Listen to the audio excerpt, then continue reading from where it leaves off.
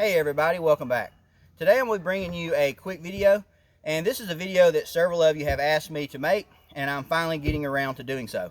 And the topic of the video is the shooting rest that I have on my 100-yard table, and I also have another one of these back at 150. So I'm not much of a bench rest shooter, not anymore. Years ago I used to really love getting on the bench and shooting those, super tight half MOA or maybe even quarter MOA groups. And I also used to do quite a bit of long range shooting. Now long range can mean a lot of things to a lot of people. To me, it's kind of 500 or 600 yards and farther. I've done some shooting out past 1,000, 1,200 yards and even further on good days. I don't want to say I've lost interest in that kind of shooting. I just don't really think it is the most practical for the average citizen. So I've kind of shifted my focus away from that type of shooting several years ago and focused on more shooting that I think is just simply more practical.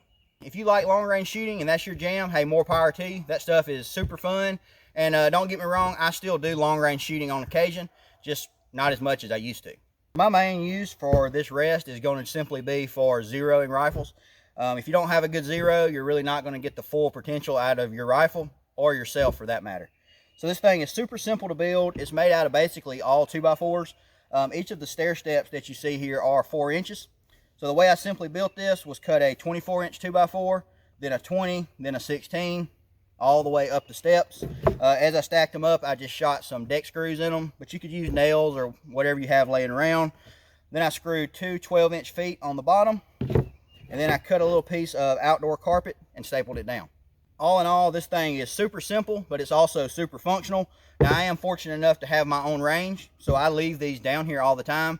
But if you have to go to a range, or maybe you have to carry your gear a little bit, although this thing is a little heavy, it would be really easy to put you some kind of a carry handle to make it a little easier.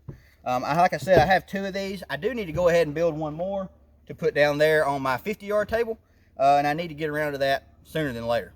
Well, that's about it for today's video. I hope y'all found the information helpful. If you'd like to contact me for any reason, Instagram is the best place to do so. Also, if you're not following me over there, I would appreciate that as well. As always, thanks for watching. See y'all next time.